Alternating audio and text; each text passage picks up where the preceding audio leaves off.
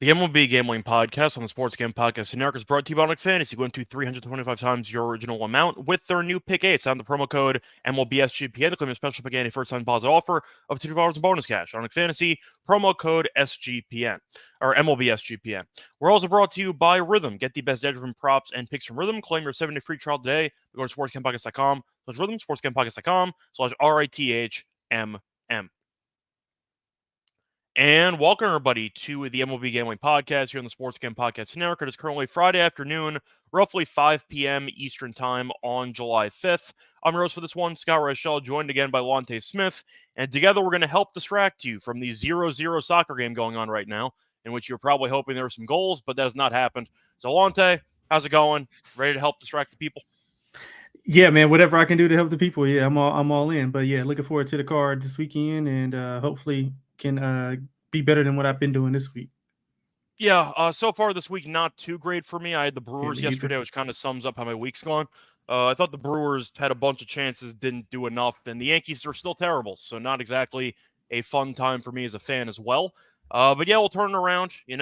These type of bad streaks can happen, but the key is to maintain your composure and try to hang in there until the upswing kind of pops back up. But yeah, well, I'm going to ask you in general. We already had one game in the books today with the Cubs beating up on the Angels. Angels have been really bad lately. If you want to hear, my question was, do you want to hear a good joke? Sure, why not? So I popped on VSiN earlier in the week, and it was when Sean and Ryan were hosting. And Sean wanted my thoughts on the Angels to have the most wins in the month of July at Look, 100 to 1. before you go, I probably was on that show before you, and I recommended that same bit to Sean and Ryan. So Okay. it's partially my. So I guess the Well, joke is on me.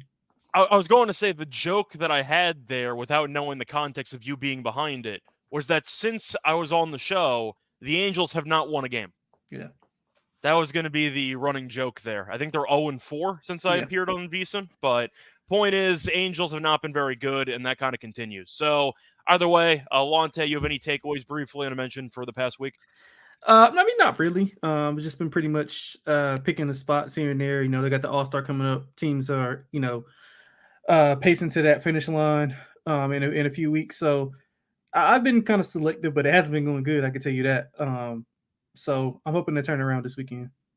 Yeah, kind of same here. But anyway, you want to just get into the games? Yeah, sir. Let's do it. Cool. So before we officially get into the games, do want to quickly remind you once again that we do have a couple of big things happening with the network with some other podcasts.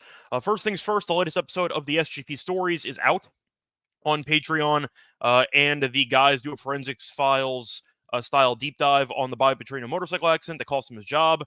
Also, it's worth mentioning that there is the WNBA Gambling Podcast. Trell and I did an episode for the Friday games. Going to have another episode this weekend. But point is, we have been solid so far this season on the locks. If you want some basketball content, check out the WNBA Gambling Podcast. Terrell and I have you covered there. Anyway, starting off with the first game on the card. We have the Saturday game at 1 o'clock, the only 1 o'clock game between the Red Sox and the Yankees. You have Garrett Cole pitching, who so far this season had 2 bad starts, then was good against Toronto. But the Red Sox are starting Winkowski.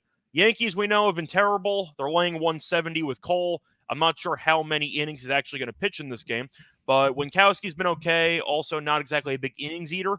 But the Red Sox have been in good form recently. They're plus 145.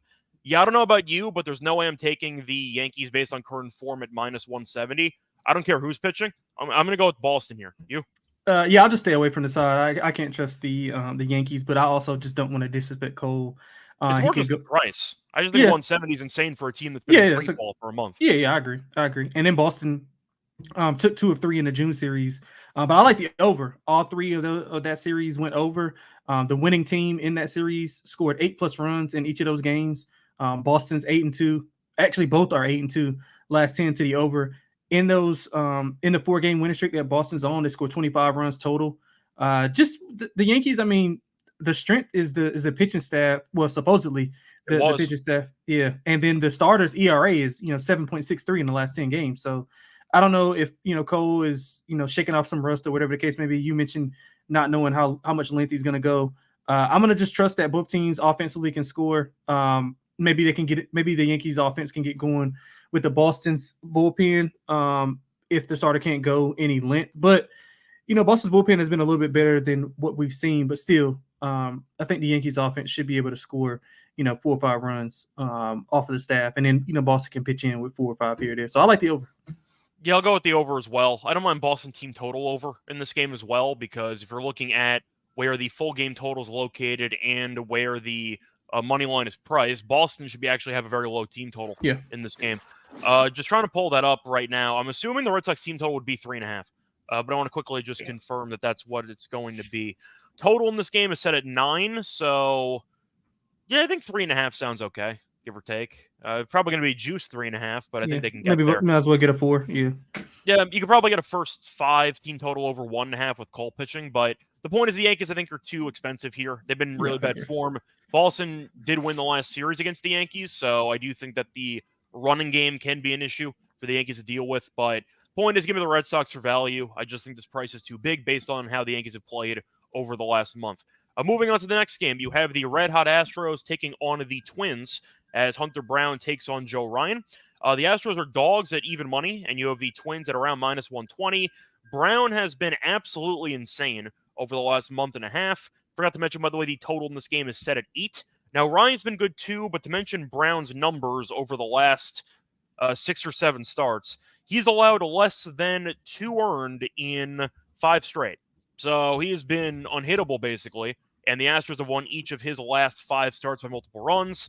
I don't know about you, Lonte, but based on how Houston's played and based on Hunter Brown recently, give me the Astros a plus money or even money. You? Yeah, I guess I would lean the other way, but I don't love it. Minnesota did win 2 of 3 in the June series. They beat Brown and Blanco in those 2 games. This is a 3rd straight road series for Houston, who's playing well. I think Houston coming in, if you can find Minnesota like a series price to win, I think that's some good value as well. Houston will be taken in the bottom of their rotation, and Minnesota's at the top of their rotation for whatever that's worth. But I like the over too. I mean, both teams are over in 7 of 10. Houston 5+ runs in 8 of their last 10. Minnesota 5+ in 6 of the last 10. I think both offenses, despite the pitching that each other is going to see, that each offense is going to see, I think they'll be able to score runs. The combined 12.6 runs per 9 in the last 10 for both of these teams. They're really hitting the ball, almost 20 hits in that span as well. So I think both teams can get batting the ball and get some runs across. So I like the over. I lean to Minnesota. I just don't want to make it an official play, but I do make the over an official one for me. Yeah, also worth mentioning, I know that I mentioned it a couple of times on the show, both a couple months ago and about a week or 2 ago. Houston division. Yeah, they're closing the gap. They're 2 back, and I believe the price now is down to like plus 110. So, yeah, after all those people panicked about Houston and how bad the team was going to be, the AL West is so bad they hung in there, and now they are probably going to win the division. So just keep that in mind. But Houston now is in a pretty good form, and as a result, I do think they have some value especially with Brown, who's pitched insanely well for the last month and a half. So give me Houston, and I'm going to link to the under actually, but mostly I'm going to go with Houston. Moving on to the next game, you have the Cubs taking on the Angels. Cubs are -145. Angels are plus 125. For the over/under, you have the line set at around, pulling it up, 8.5. You have Hendricks going up against Anderson. Hendricks, we know, has been horrible this year. Anderson has been pretty good. I'm going to go Angels first 5. This team forgot how to hit, and I'm aware of it, but Anderson has been better than Hendricks. So I don't trust Kyle Hendricks at all, but I understand why the Cubs are favored anyway, because the Angels have not won a game in, I don't know, about 5 days. So with that being the case, I'm going to lean to the Angels. I think they can score against Hendricks, but I really don't want to trust them for a full game. I'm assuming we're on the same page here. Angels first 5, I guess, and you ignore the bullpen maybe? Yeah, I would lean that way. I lean Chicago full game, but simply because, the offense, like you mentioned, for the Angels just hasn't been doing anything. I mean, this is a 4-game losing streak after winning 6 straight. They ended last month really strong. I think they won 6 of their last 7. They've been scoreless in their last 2 games, so it's kind of concerning. Chicago, they've been competitive. They were competitive versus a strong Philadelphia pitching rotation. Both bullpens have been outperforming their starters in the last 10. And, Hendricks' season-long numbers are, what they are, but 2 earned runs or less in 5 of his 6 June starts, 1 combined earned run in his last 3 home starts combined. So he has been better. That's why I'm leaning to them full game. I think Hendricks can also give you maybe a little bit of length if he's going good. Anderson has some walk issues, so if he's putting guys on, maybe the Cubs can get him across. He's had 14 walks in his last 4 games, so that's kind of concerning. But I would maybe go Angels first 5, Chicago full game if you could find that parlay it or whatever the case may be. I do think it's some value in that. But overall, I would probably just lean to the under in Chicago. Yeah, it is pretty tough to consider an over, no matter how bad Hendricks is, because the Angels actually can't score. So, absolutely. With that being the case, they got swept by Oakland, which was rough. Lost the opener today. I think Steele had a complete game, gave up 1 run. So the Angels are not in good form, and Sean's bet's already in flames, and we are about 5 days into the month. Anyway, moving on to the next game on the slate. You have the Mets taking on the Pirates. I know that you have a better pitching matchup going on Friday because Skeens is pitching. But for Saturday, you have Peterson taking on Falter. For this one, the Mets are minus 135. The Pirates are around plus 115. And for the over-under, you have around 9 in this matchup. Not going to spend much time on this. I actually like Peterson. I think Peterson's pretty good. And so far this season, 3-0, 3.51 ERA. Falter started the year okay. Recently kind of been hitting a bit of a wall, so I don't exactly like his current form. He was good against the Braves, but before that, the Pirates had been horrible in his last 5 starts before that. And if you look at the last month or so, the Pirates have actually lost... let me just pull this up. 6 of his last 8 starts. So I do think the Mets can do well here. We know the Mets are better offensively on the road for whatever reason, and I think that Peterson's pretty good. I'm going with the Mets. You? Yeah, I'm with you. I'm on the Mets as well. They play better at home. 3 games over play better on the road. I'm sorry, than at home. They're 3 games over on the road. They swept Pittsburgh in April. All of those by 3+ runs. I would probably go stronger on the first 5, to be honest, because I prefer Peterson, obviously, over Falter. Peterson 5-0 his last 5, 2.20 ERA. He does have 5 overs in those games as well, so that's something to pay attention to. Falter's been struggling with length. He's not gotten out of the 4th in 3 of his last 5 starts. He has allowed a lot of contact as well, 7+ hits in 3 of those 5 starts. And Pittsburgh, I don't know if we can trust their offense. And the reason why I'm going to go with the first 5 is because the bullpen for the Mets the last 10 has been atrocious. 6.82 ERA in the last 10, 7.86 runs per 9. So I want to take the bullpen out of this. I'll go Mets first 5 a little bit heavier, but Mets full game is better for me. Pittsburgh's 230 versus lefties. So I think they can come in and get a win. I think they got a chance to pretty much sweep them again. I think they'll be 6-0 against them on the season. So I like the Mets. If you can find a series price on that, I like that as well. Yeah, I feel the same way. Before we get into any of the other games on the card, do want to remind you once again that we are brought to you by Untitled Fantasy because their Pick 8 is live. Great entries up to 8 picks. I don't automatically double flex your entries. You can miss up to 2 picks and still win your entry. With more picks to make and extra ways to win, the excitement's higher than ever. Best part, you can now win up to 325 times the original amount. You can now use specials and boosts on all flexed entries. I'll probably keep using Angel Reese higher rebounds on every entry that I have moving forward because why would I not do that? She has been cruising into like 15 rebounds almost every night for the last couple days. Point is, though, don't miss out on your chance to use it before it is gone. Sign up with the promo code MLBSGPN to claim your special big first time deposit offer up to $2 in bonus cash. On a fantasy promo code MLBSGPN. We're also brought to you by Circa Survivor and Circa Millions. Circa Sports is back with Circa Survivor and Circa Millions, giving away $16 million in guaranteed prizes. Of course, Circa contests have no rake. Circa Millions, pick 5 NFL teams ATS each week and compete for $6 million or survive the NFL Gauntlet to claim the $10 million prize. Sign up in person at Circa Sports between now and September 7th and use a proxy to play from anywhere. We even have a deal with footballcontestproxy.com to save you $50 with promo code SGP. Don't have a trip booked for Las Vegas yet? For football, Ultimate Contest Weekend is a great time to go out, hang out with Ryan and Sean, and enjoy some of the open bar events at the greatest sportsbook in the world from August 22nd through the 24th. Welcome back, everyone, to the MLB Gambling Podcast. Just finished going through the first couple games on the card. Just finished going through the Mets and the Pirates game. Now it's time for the Cardinals and the Nationals game. So for this one, you have the Nationals favored, which is shocking. They're favored at minus 125. The Cardinals are plus 105. You have Gore taking on Lynn. The over-under in this game is set at around 9.5 or 9. Gore, we know so far this season, has been fine. Lynn has been kind of up and down, but their numbers ERA-wise are pretty similar. Going through Gore's last couple of starts, though, he has been pitching pretty well. He had one bad start against the Padres 2 times ago, but that was the only start he actually had where he's allowed at least 3 runs. So he's allowed 2 or less in 4 of his last 5 starts, which might explain why the Nationals are actually favored in this game. Lynn, we know, is good when he's extremely annoyed on the mound, but he's always susceptible to giving up home runs, but that's been an issue for him for a couple of years. The last couple outings, though, he's been good. The last 2 starts, 12 and 2/3, 1 total run allowed. I think I like the under in this game, actually. I just think 9.5 is too high. I think that the Nationals offensively have been okay. They're not an amazing unit, though, but I think they can score a couple. The Cardinals offensively, kind of in the same boat. Like, they can score some, but 4 wouldn't shock you, 3 wouldn't shock you, but they usually don't have many insanely productive games. I like the under. I think 9.5 is too high. Completely agree. I mean, I think you hit on all the good points.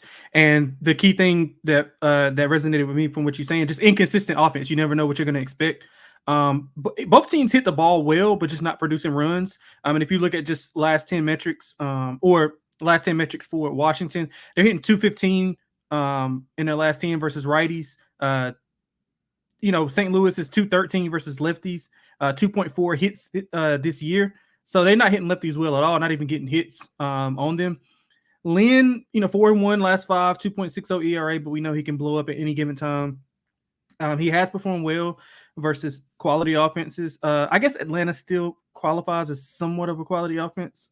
So he had 1 earned run combined versus Cincinnati and Atlanta. His contact's been down. You pretty much know what you're going to get with Gore.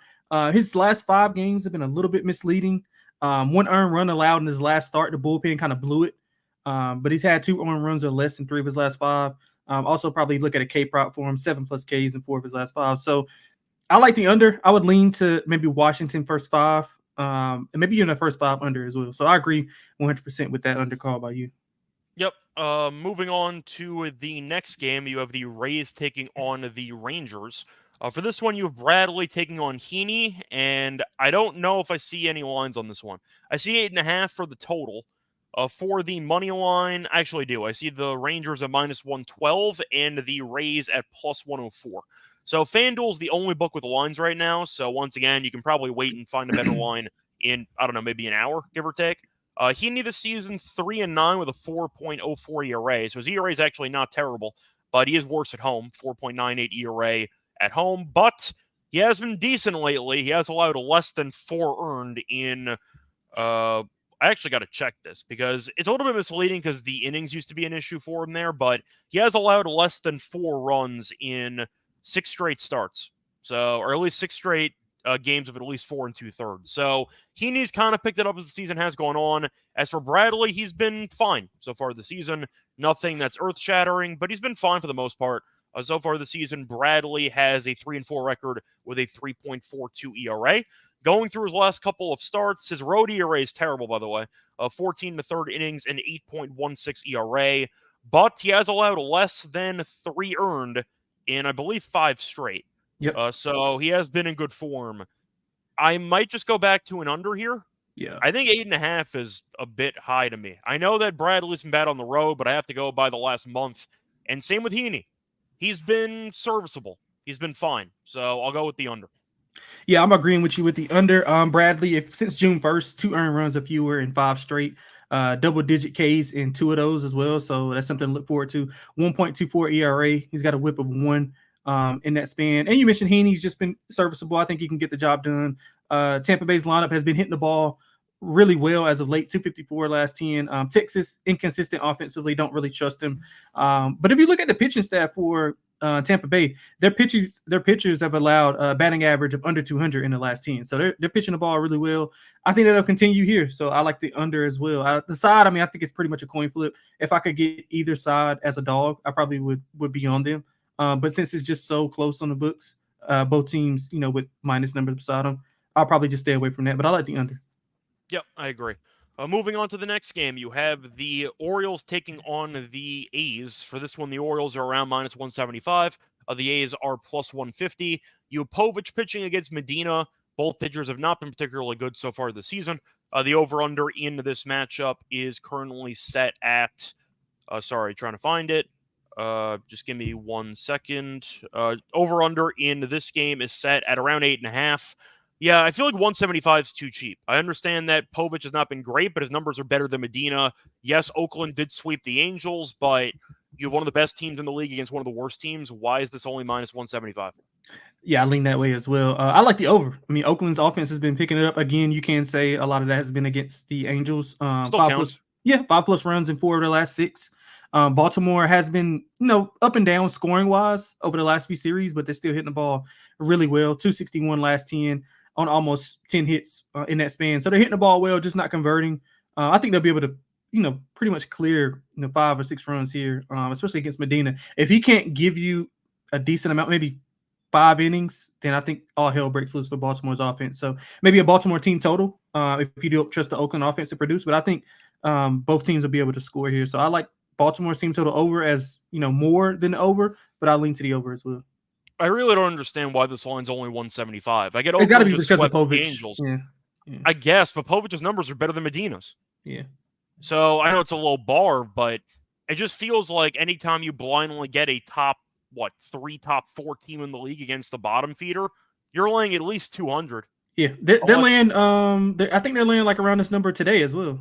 Yeah, but I feel like the only time you'd ever get a number that was actually like close would be if you had an elite pitcher like Crochet pitching for the White Sox. But with Medina, I think this line's too cheap. Give me the Orioles minus 1.5. I feel like Baltimore, on principle, should be laying at least $2 in pretty much all these games. So I'll go with the Orioles, and I don't mind your overplay as well. Moving on to the next game, you have the White Sox taking on the Marlins. Unfortunately, the toilet flushing sound is only in the NBA show. I don't have that available for this StreamYard, but damn, this matchup's going to suck.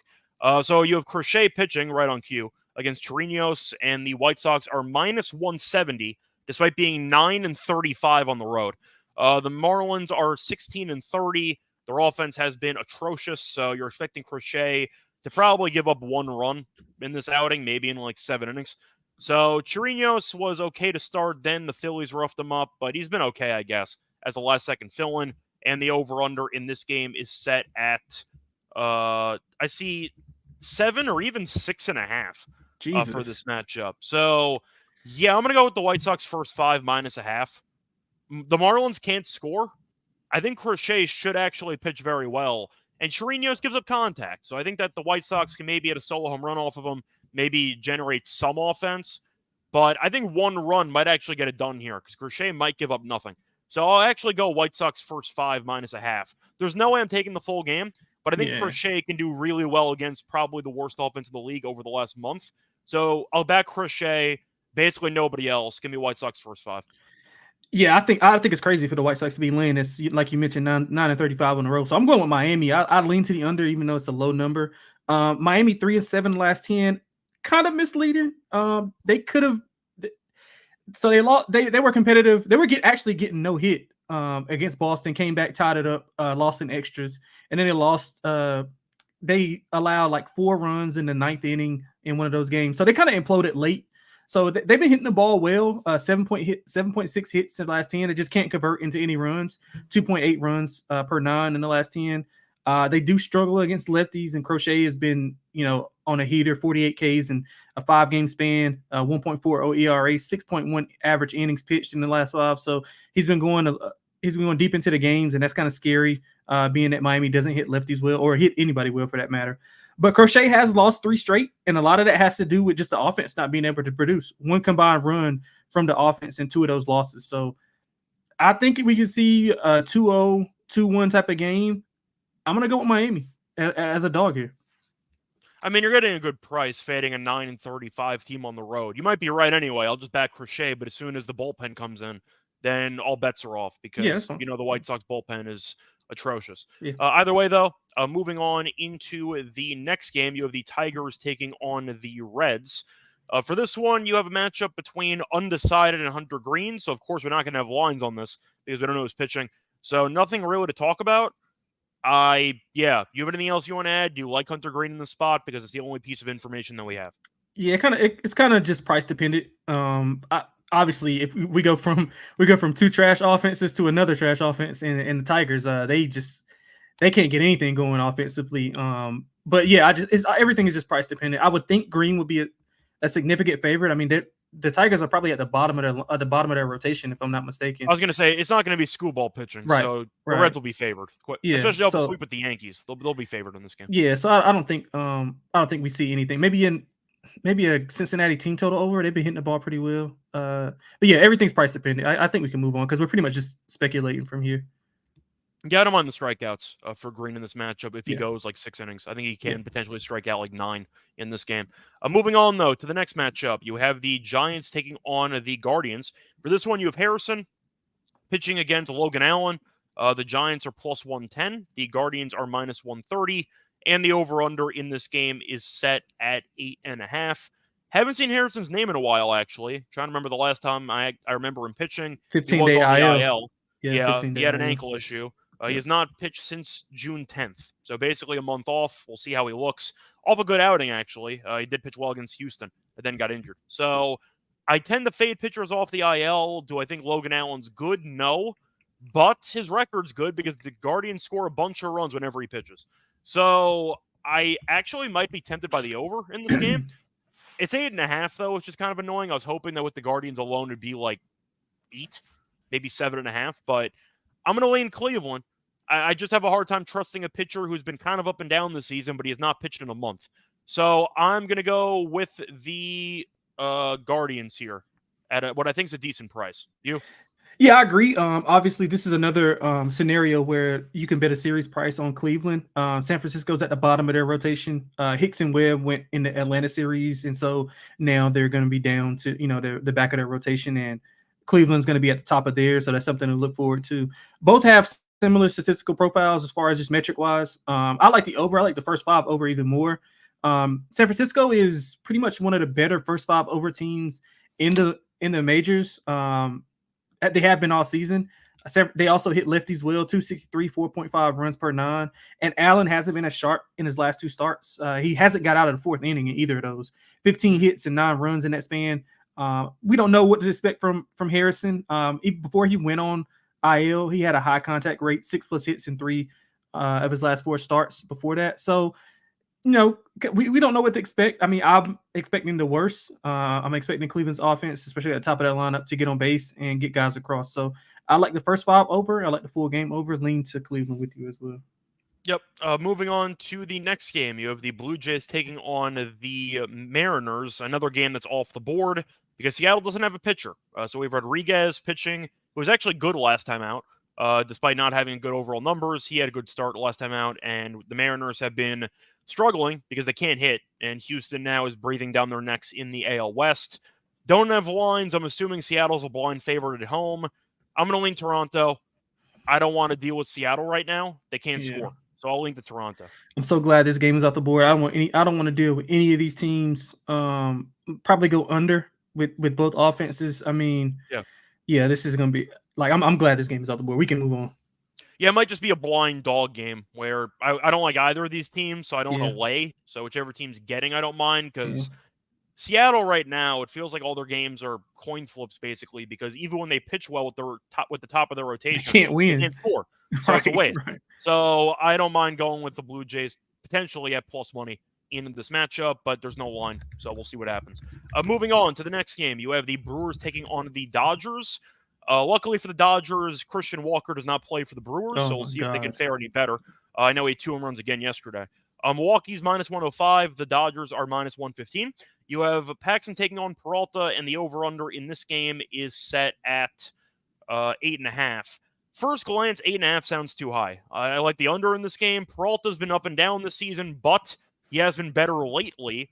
Looking at the last couple starts for Peralta, he has allowed less than 3 earned in 3 straight. Paxton's been solid for most of the season. The Brewers split against the Rockies, despite, I think, outplaying them for most of the series. The bullpen we know is good. The offense, though, has been straining a bunch of guys on base recently, which is pretty annoying. Dodgers have been fine, but once again, without Betts in the lineup, they've been trying to piece things together. Taylor's randomly been good, by the way, for the last month. So Chris Taylor changed his batting stance, and that actually helped him out a bit. But I like the under. I think 8.5 is too high. Yeah, what was the what was the money line for the Dodgers? It was only minus 115. It was minus 115, minus 105. Yeah, I think that's too short. I like the Dodgers. I like the over, honestly, a little bit more than I do the side. Milwaukee's quality of opponent last 10 not been good, 7-3. So they've been taking advantage of that. They've been hitting the ball really well. 277 batting average last 10, almost 10 hits, 5 runs per 9 in that span. The Dodgers, while they've been kind of up and down, they still been scoring a lot of runs. Well, not a lot of runs. They've been scoring a decent amount of runs, 5.2 runs per 9. They're hitting 245 on about 9 hits per game. The thing that's hurting the Dodgers is they're starting pitching. They just can't get, a lot of they can't get a lot of help from the starting pitching. Yeah, Knack was not very good yesterday. Yeah, he wasn't, and neither was Stone wasn't good against San Francisco. I think Glasnow was like kind of up and down. Not Bobby Miller. Yeah, was it Bobby Miller? Yeah, Bobby Miller not been good at all. 5.55 ERA in the last 10, 5.74 runs for the starters. And Paxton has one of the weirdest Junes of all time. He allows 6 earned runs in an inning and in 2/3 versus Pittsburgh, but since then he allowed 2 in his next 3 starts. Then he gets shells versus San Francisco, 9 runs on 12 hits. A lot of his bad starts have came on the road though. So 25 earned runs in his last 8 road starts, 8 earned runs and 5 home starts, including 1 earned run combined in 2 of his last 3. So pretty drastic splits there. I think the Dodgers are short here. I think they have a good series. I also think the offenses could get going here on both sides. So I'm going to lean over. I guess we can disagree there, but I like the Dodgers a lot in this spot. Yeah. Moving on to the next one, you have a matchup between the Phillies and the Braves. For this one, you have the Phillies at around minus 115, Braves at around minus 105. You have Suarez taking on Schwellenbach, who's been really bad this season, a 5.68 ERA. Ranger, though, I mean, he was phenomenal for most of the year, but the last couple outings have not exactly been great for him. Going through the last couple outings for Suarez against Detroit, 6 innings, 4 runs. I thought he got screwed over in that one personally. And then against the Marlins, 4 2/3, 6 runs. So recently, he has not really done much, but I do think that he should be a bigger favorite in this one. The Braves, offensively are not that great, but I do want to ask you, what are your thoughts on this matchup? Because I think blindly, despite Suarez's recent slump, isn't minus 115 too cheap? Because Schwellenbach has not been good either. Yeah, I'll probably just go with the Phillies first 5. Honestly, the pitching staff for Atlanta has been doing their job. It's just the offense can't get going. I'll be interested to see if they make any moves at the deadline. The pitching in the last 10, 2.56 ERA, opponent's batting average just under 210 or just under 205 at 202. The relievers ERA 1.41. They're allowed 1.69 runs per 9. Opponent's batting average under 180 at 170. So, I mean, they're doing their job. It's just that they got to get some offense going. They've scored 3 runs or less in 8 of their last 10.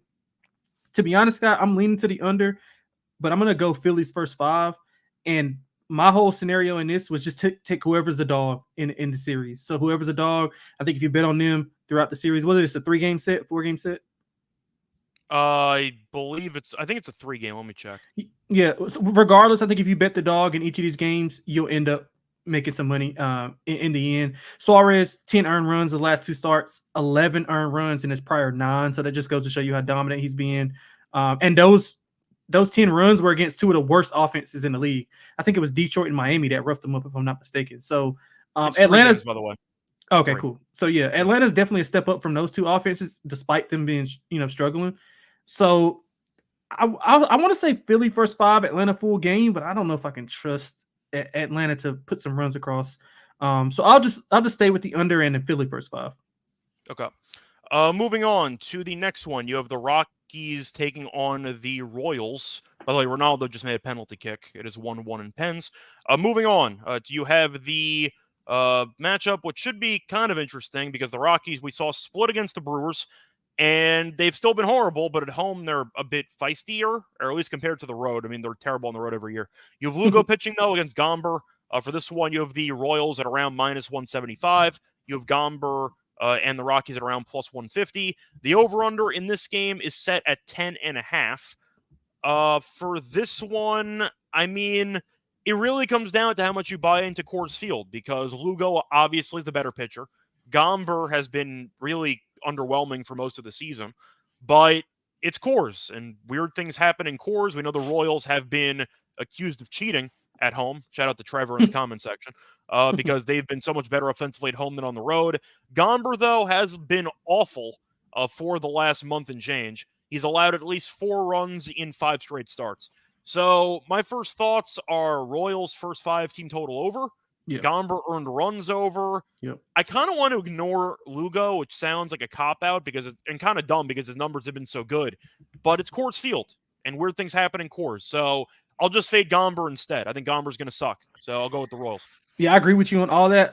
If you could find Lugo to lead the day in strikeouts, I think that's a good prop. He's coming in off 12 scoreless innings, 8+ Ks in his last 3 in 3 straight. I'm sorry, 1.46 ERA in his last 4 starts, 1.01 WHIP, 30 to 7 K to walk ratio, 4 straight quality starts. I mean, he's been dominant, and Gamble on the other end has been getting drilled.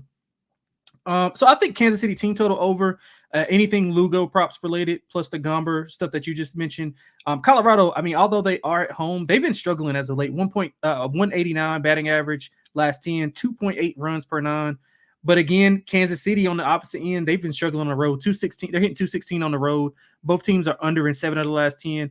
If I'm thinking this game goes like how I'm picturing it, I think Lugo dominates and Kansas City does most of the scoring. So I'm going to go with Kansas City team total over and a full game under. Scott, I think that's a decent way to play it, depending on how you depict, the Colorado offense going.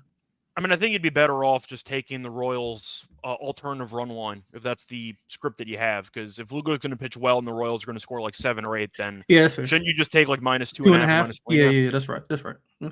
So you might get a better plus money price if you did that, but just keep that in mind. Nothing else to add, though, for this game. Moving on to the last game on the card, you have the Diamondbacks taking on the Padres. For this one, you have Fod taking on Waldron. The Padres are -125. The Diamondbacks are +105. Over-under in this game is set at around 7.5 or 8.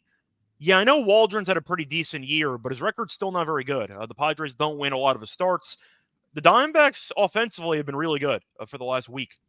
So to go through Waldron's last couple starts, he ended up allowing 4 runs last time out against Boston, but at home he's been pretty good recently. The issue is, once again, Arizona offensively being really, really good offensively for the last week or so. I want to read off their actual runs per game. So going through the runs that the Diamondbacks have scored, they killed the Dodgers, so keep that in mind. They've scored 5+ in 4 straight. They have scored at least 9 runs in 2 straight. So they've been, once again, really, really good. So I think with that being the case, I'm looking at Arizona doing enough offensively to potentially go over their team total. Should be a low team total with the line being at 7.5. Am I wrong for liking the Diamondbacks team total over what should be 3.5, give or take? I like the full game to go over, man. Both of these teams have been explosive offensively. If you look on the year, they played each other 7 times. San Diego's 4-3 in that span. A lot of high scoring. 5 of the 7 went over. A team has scored double digits in 4 of the 7 meetings that they face. They're over in 7 of the last 10. Metric-wise, the last 10, almost identical.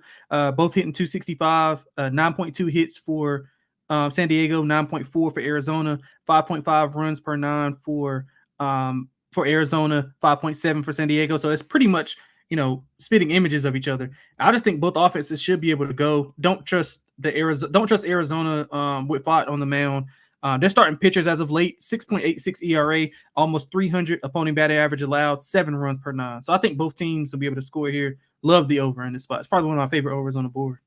Yeah, I'll lean to Arizona at plus money, but I'm probably not going to bet the side. As you know, I tend to stay away from sides in Padres games, but I'd rather get plus money than back in the Padres line.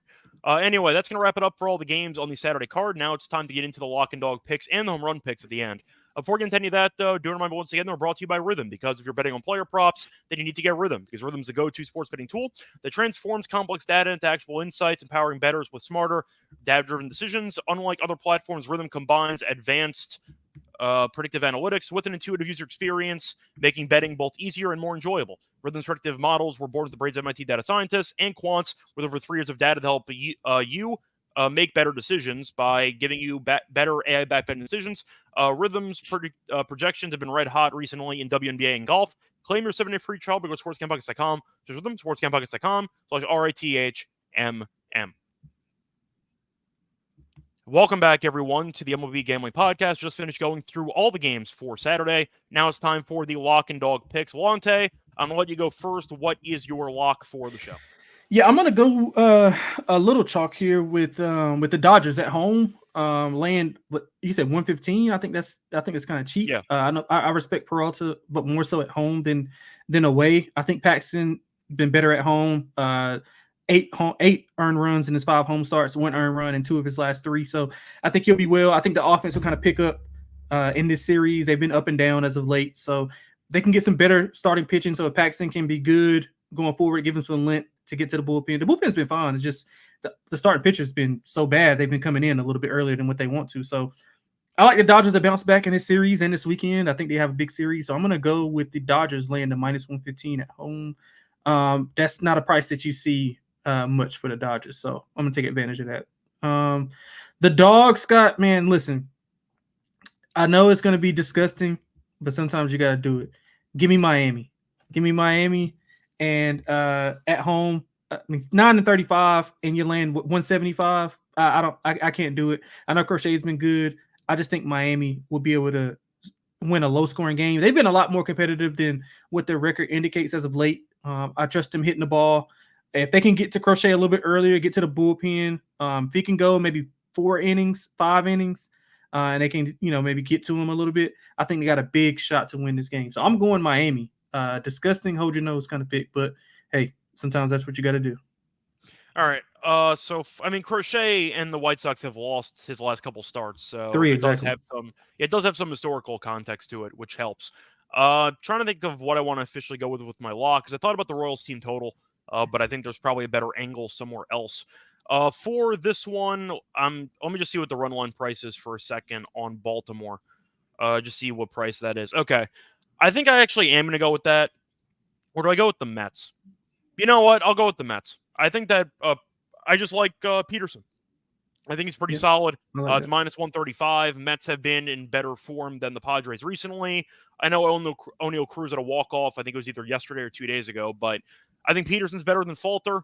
I don't think Falter's very good. And the Mets are the better team. So I'll take -105 with the better pitcher in this one. Plus, the Mets offensively have been better on the road than at home. So I think that should help out. That'll be my lock. For my dog, did I like any outright dogs on the card enough to actually take it? I don't know if I actually did. That's the problem. You know what? I think I'm going to go with a bit of a hot take on this one. I know you actually like the Twins in the game, but I'm actually going to back Brown's recent performances. I'm going to go with Houston, first 5 -0.5 a run. I think that has some value to it. Looking at the money line for the full game, you can find the money line basically at even money for Houston in themselves. So maybe you can find an alt run line number, but I think -0.5 for Houston first 5 is a good price. Brown has been incredible for the last month. Ryan has been fine, don't get me wrong, but I do think that Houston, just being in great form, can do enough offensively to get the job done in the first 5. Full game, I don't really hate either, but I think that you're looking at a spot where Houston has been one of the hottest teams in the league. You're looking at Brown's recent numbers. He's been incredible. Ryan has been good at home, but he actually has been better on the road, and I do think that he can be a bit vulnerable against Houston. So for me, I'll go with Houston first 5 -0.5 a run as my dog. Also worth mentioning, Houston's done well against them. Houston in around 59 career plate appearances has a 356 on base percentage, against Ryan. So I'll back Hunter Brown, and I'll go with Houston first 5 -0.5 a run as my dog. Now it's time for the home run portion of the show. I think I'm the only host who has not hit one yet. Lonte, I'm going to let you go first. What is your home run pick for the Saturday card? All right, so we're going to go to Coors in a game that I think is going to score, that a team is going to score a lot of runs. We're going to go with Vinny Pasquantino. He's been hot as of late, multi-hit games in 5 of his last 7. He hasn't hit a home run since June 20th, or 20th, I'm sorry, June 20th. But in Coors against Gamble, I think he can get going. Yeah, so I'm going with Vinny to hit a home run. That should be a nice plus price. This should be a really nice plus price on him. But yeah, I think he goes yard in Coors tomorrow night or evening or afternoon. I'm not sure which. All right. So that's going to be your pick for mine. I mean, I understand it. You're going to Coors Field. I tried that twice. That didn't work out for me. So I'm Third going to time's a go. charm. Yeah, I'm going to go to the same Houston game, actually. I am going to go with Jordan. I've been taking some longer shots, and I haven't been close. So time to go a bit chalky. Jordan's been great, historically speaking, against Ryan. He's 3 home runs and a 400 batting average in 10 career bats against Ryan. So I think Jordan can go yard. Plus, Ryan has allowed at least 1 home run in what is that? 5 of his last 6 starts. So with that being the case, I think he's in line to give up some home runs. He's allowed 8 home runs in his last 6 starts combined, but Jordan's been good against him. Ryan does give up some contact. Hitters Friendly Ballpark in Minnesota. I think Jordan takes him deep, so I'll go with Jordan as my pick. That's going to wrap it up for this episode. Lonte, before we officially end the stream, anything else you want to tell the people? That's it, man. We'll see you Sunday. Hopefully, we got some good results Friday. I think we've been doing pretty good on the Friday shows, so hopefully we can keep it going into the weekend. And best of luck to everybody. Yep, same here. I'll be busy this weekend with some tennis. I'll be busy with some WNBA, so check that out as well.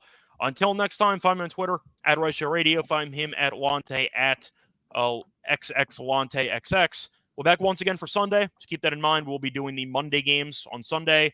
Until next time, though, hopefully all of you had a nice 4th of July, and I hope all of you have a nice weekend. Until then, or until next time, good luck to all of you and all of your bets. Bye, everyone.